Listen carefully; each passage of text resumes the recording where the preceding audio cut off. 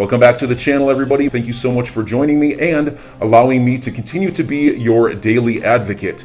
If you're new here or you're not subscribed for any reason, please do me a huge favor and hit the subscribe button. Thank you to all of you who have been watching and following me for so long. It truly means a lot, and I'm glad that I can be this person. Big cryptocurrency trade. Wanted to thank XRP Crypto Wolf for bringing that to our attention. Also wanted to mention this, guys, from the Wrath of Kahneman. This has to do with Ripple partner Wiz Financial. How is the cross-border payment space evolving? So this just out yesterday, and this was an interview that was done. When is the acquisition of Express Money Services Limited expected to be complete? And they responded, we expect it to be complete within the next 4 to 6 weeks. What are the key areas of disruption in the cross-border payment sector? In the response, the cross-border payment sector has seen a rise in the last 5 years as more digital players enter the sector using their apps for transactions origination. However, most of these solutions still require the same old correspondent banking network to move money. So while the front end has undergone a massive change, the underlying rails have not changed. Blockchain technology has the potential to disrupt this market by removing the reliance on correspondent banks and enabling cross-border transfers to be made far cheaper and quicker. So even just by mentioning that, enabling cross-border transfers to be made far cheaper and quicker, sounds as though that they are really hitting that point home. Getting on DLT blockchain technology, utilizing a service like RippleNet. In this case, we know Wiz Financial is partnered with Ripple. It does make total sense for them to say this. Additionally, more than 80 central banks around the world are in different stages of development of their digital currency, which gives a clear picture as to where the sector is headed. As a world-leading player in the space, we see an opportunity to grow the industry beyond exchange houses, but rather to utilize digital banking as a way to help economies grow and flourish. So those are just some of the questions that they were asked in this interview. There's only a couple more here.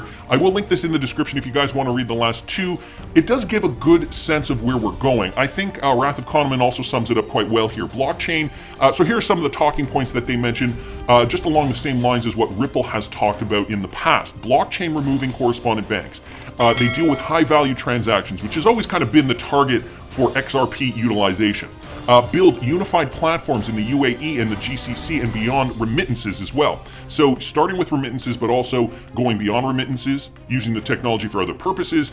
This is all the more notable given that they recently partnered up with NIPL, which I mentioned, I believe was a couple of weeks ago now, for payments into India's UPI. UAE is a strategic market for us, home to 3.5 million Indians and a top outbound travel destination for Indians as well. So another golfbusiness.com article here with regards to Wiz Financial and what they are doing. Wiz Financial is a new organization formed from Finablers Insolvency and BFC, among others, includes UAE Exchange, Express Money Services, and more. So the Ripple connection there, the talking points revolving around the transactions that they are conducting now, obviously utilizing the RippleNet platform. So interesting, obviously utilizing the RippleNet platform, or at least this is what we are assuming based on what we know today. Wanted to thank the Wrath of Kahneman for pointing that out. And with regards to the Ripple SEC case, guys, I think we are getting closer than we maybe initially thought. This from G, the Gray Fox here. New Ripple claims the SEC plans on hiding key documents, showing XRP is not a security. Did you guys hear about this? So the SEC has been doing everything possible to protect relevant documents from its previous staff, which could be vital in ending the more than 1 year legal battle between the agency and Ripple. Gives a bit of a description here, and you know, I've talked about this case on this channel quite frequently, so I'll skip over that. I will link this in the description if you guys are interested. But in the recently filed Ripple's response to the court, the blockchain company's lawyer, Matthew Solomon, noted that the SEC is poised to protect the documents because the agency's own former director of corporate finance has made the possible analysis and conclusion that XRP is not a security.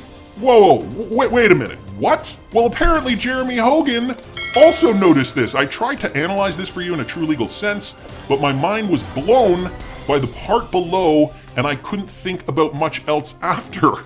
Is the SEC potentially hiding a document in which the SEC concluded that XRP was not a security? What does Matthew Solomon know? So right down here, guys, it's written in black and white in this document from the SEC. The discussions, including the 52 unique drafts of the speech, bear on whether the individual defendants' understanding and conclusions were reasonable, under the circumstances, or reckless.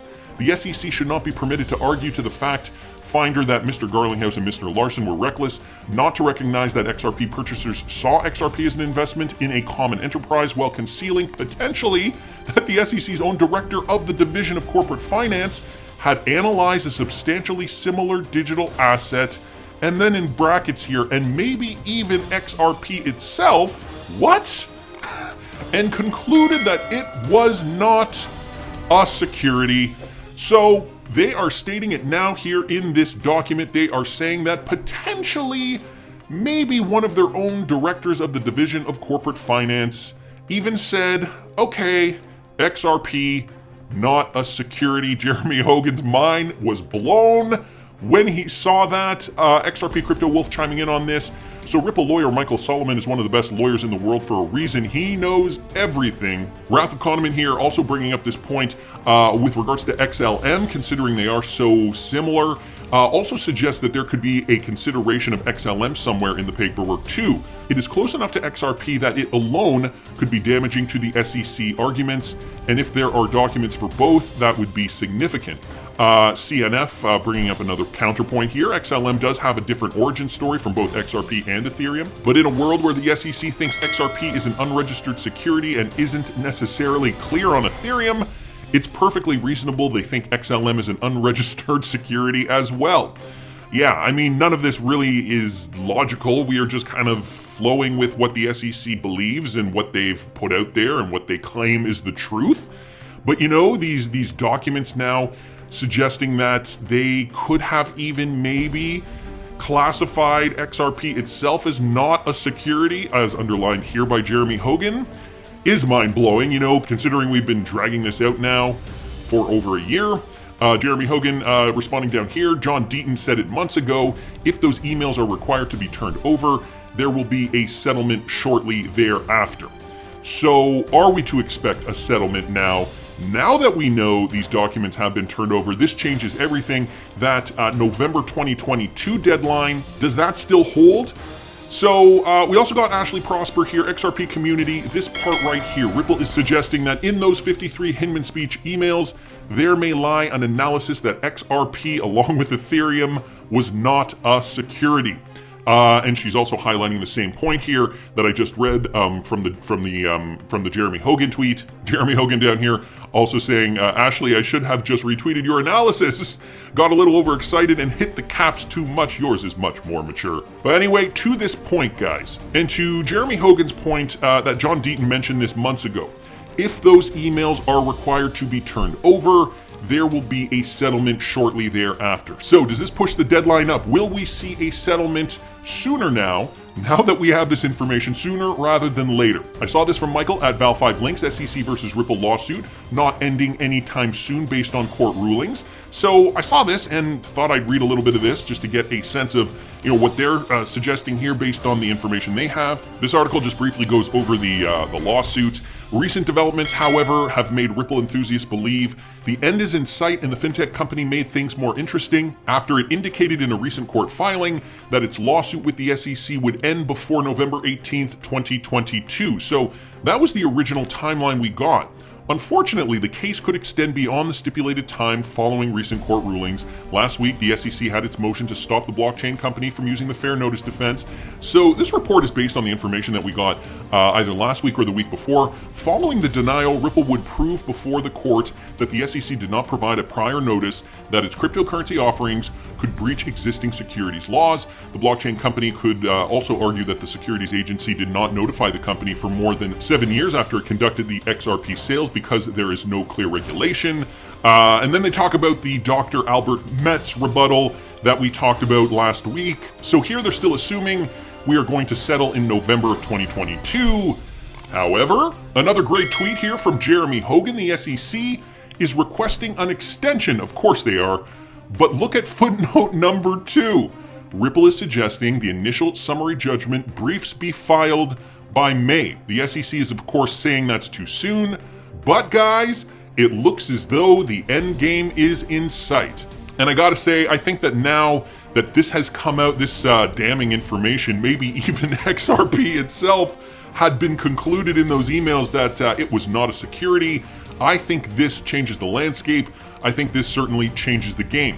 So what does Jeremy Hogan mean by this new deadline, May? What he posts down here is this, the footnote: defendants also proposed a summary judgment schedule with opening briefs and related filings due in mid-May. The individual defendants also indicated that they would proceed with briefing despite the pending discovery-related motions. The SEC believes that such a briefing schedule is premature, given that the individual defendants have yet to answer the complaint and plead affirmative defenses, and respectfully requests that the court direct the parties to meet and confer regarding a summary judgment schedule once the SEC has advised the court of its position on the need for additional discovery. So they are saying right here in this first sentence, defendants also propose a summary judgment schedule with opening briefs and related filings due in mid-May. So the SEC wants to counter that. They're saying that is too soon. That was just based on this tweet here that Jeremy Hogan retweeted from James K. Filan from 15 hours ago, so just from yesterday. The SEC has filed yet another request for an extension. But could we see some kind of summary judgment in May? And I know I was reading this tweet thread down here, and somebody from Europe, I believe, I forget who it was, but somebody from Europe didn't quite understand what summary judgment was. So I thought I'd bring it up here in case maybe some of you guys are confused as well. In some cases, the key facts are not disputed and require that judgment be entered for one of the parties. This is known as summary judgment. And so we're talking about initial summary judgment. So not the entire summary judgment, but initial summary judgment here. So what does that mean? This is known as summary judgment in that it summarily ends the case before trial. The purpose of the trial is to have somebody, the judge or the jury, decide what the facts are. So if we get summary judgment, that means we could get somewhat of a verdict before trial. If this in fact does go to trial, it might settle instead. XRP Crypto Wolf also mentioning that. Is there a high possibility the SEC settling the XRP lawsuit in April or May? And Jeremy Hogan responding, generally speaking, settlement is most likely after discovery is closed and before summary judgment briefs are filed. So we could see a settlement if they decide, both parties decide to settle on an agreement before summary judgment, which is looking like mid-May, if Ripple lawyers have their way.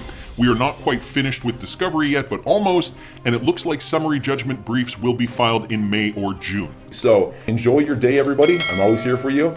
Leave any comments or questions below, and be sure to subscribe. But thanks, everybody. I really appreciate you.